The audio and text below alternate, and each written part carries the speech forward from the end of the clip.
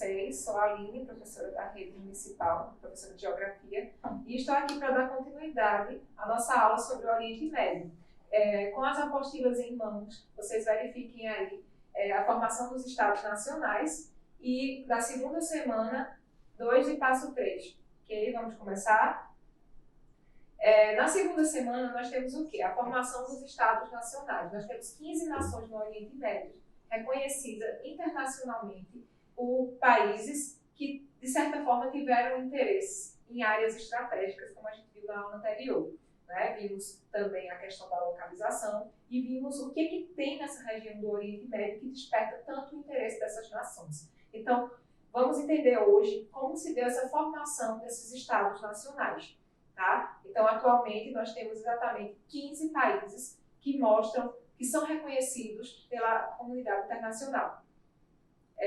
Primeiro passo que a gente precisa entender é em relação ao neocolonialismo. Né? Quando a gente fala de interesse das grandes potências, a criação de todos tiveram essa influência dessas grandes potências. Então, nós temos o neocolonialismo. Muitos alunos, às vezes, confundem o neocolonialismo com o colonialismo que ocorreu nas Américas. Inclusive, o Brasil fez parte. O neocolonialismo, como o próprio nome já diz, né, o prefixo neo significa novo. Vou mostrar aqui uma tabela melhor para vocês não confundirem mais, tá? Então vejam só, aqui eu coloco a diferença do colonialismo, que ocorreu no século XV, século XVI, e o neocolonialismo, que é exatamente esse novo colonialismo. Então vejam, colonialismo, se de repente aparecer em alguma questão, em algum texto, ele vai aparecer, vai mostrar para vocês o século, o local. Então, vocês precisam perceber exatamente essa questão. Bom, gente, aqui eu tenho um quadro mostrando a diferença entre o colonialismo e o neocolonialismo. Para vocês não esquecerem, para vocês terem a noção exatamente da diferença dos dois, então vejam só, o colonialismo ele ocorreu no século XV e século XVI. Pode aparecer em alguma questão para vocês. Então, quando aparece o século, quando aparece a localidade, então vai ficar mais fácil. Por isso, o objetivo da tabela. Então, no século XV, século XVI, nós tivemos o colonialismo. Século XIX, século XX, nós vamos ter o neocolonialismo. Então, que já vai ser esse outro perfil de uma idade mais recente. A localização América e o neocolonialismo África e Ásia. No colonialismo teve uma grande intervenção do Estado, porque o sistema econômico ainda não era o capitalismo propriamente dito, ainda era a transição do feudalismo para o capitalismo, então tinha uma forte interferência do Estado. Já no século XIX, século XX, o capitalismo já estava consolidado, juntamente com a Revolução Industrial. Então, o Estado era mínimo, né? O lema do capitalismo é o Estado mínimo. Então, já tinha uma menor intervenção do Estado. O objetivo de conquistar aqui no colonialismo especiarias e no neocolonialismo conquistar matérias-primas, mercado consumidor para o excedente de capital. Então, é exatamente o objetivo do capitalismo em si, que busca o lucro. Então, tem que ter mão de obra barata, matéria-prima também, e mercado consumidor, que nada adianta ter as fábricas, ter as lojas, ter o que produzir e não ter pessoas para comprar. Então, eles precisam também de mercado consumidor. E o diferencial do neocolonialismo é exatamente esse interesse em riquezas de outros países. Então, a criação dos países do Oriente Médio, a formação dos países do Oriente Médio, eles têm como base o neocolonialismo. Esse interesse das grandes nações na região geoeconômica do Oriente Médio. Bom, gente, o caso de Israel, um caso especial, por quê? Vejam só, ele segue a linha dos outros países da formação do Oriente Médio, também com base no neocolonialismo, no interesse das grandes potências, até porque nessa região existe também petróleo em abundância, então é uma área também estratégica. Então, por que a gente estuda de forma especial? Né? A gente tem uma visão especial em relação ao caso de Israel. Vejam só, o Estado de Israel ele foi criado após a Segunda Guerra Mundial, né? Na área da Palestina, como vocês estão vendo aqui.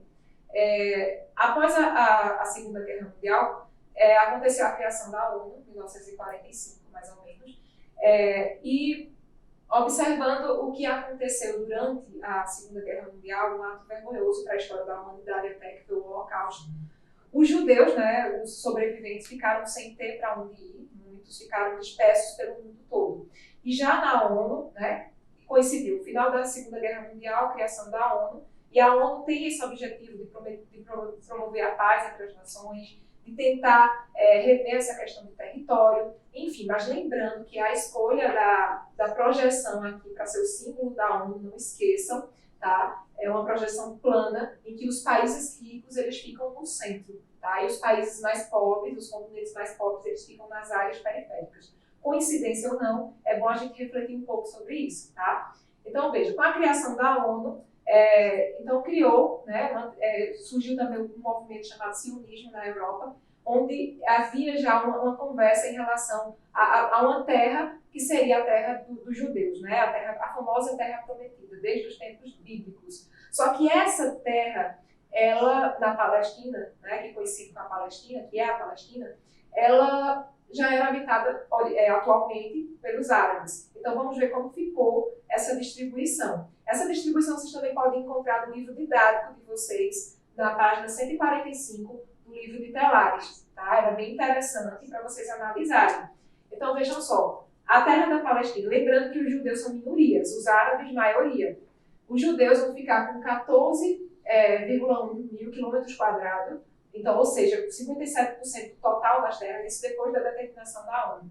E os árabes, que já estavam lá, depois, né, desse acordo, vão ficar com 11,5 quilômetros quadrados, ou seja, 43% da área total. Ou seja, vejam comigo, os judeus, minoria, vão ficar com a maioria, e os árabes, que são a maioria, vão ficar com a menor parte das terras. Então, lógico que os árabes não concordaram com isso, e a partir daí desencadeou os conflitos, diversos conflitos.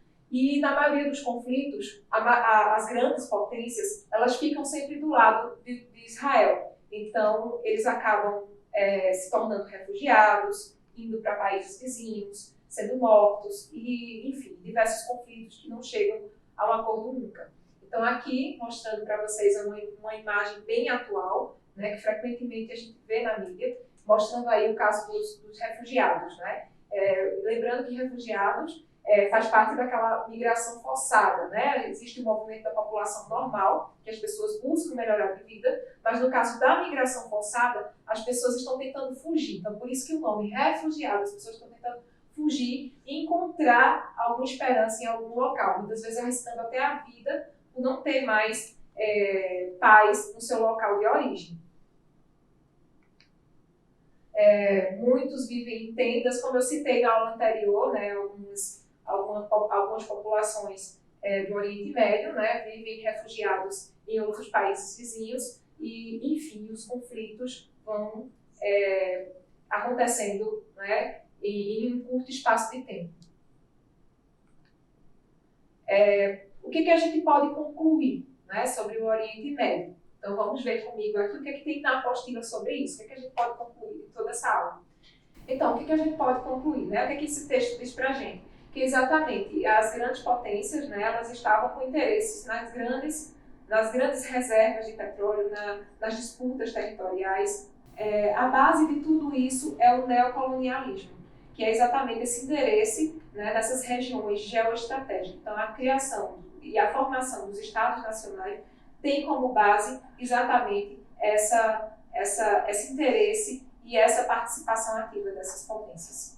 Então, vamos fechar nossa aula de hoje com uma mensagem de motivação que diz o seguinte: não é a vontade de vencer que importa, todo mundo tem isso. O que importa é a vontade de se preparar para vencer. Então, fiquem com Deus e até a próxima aula.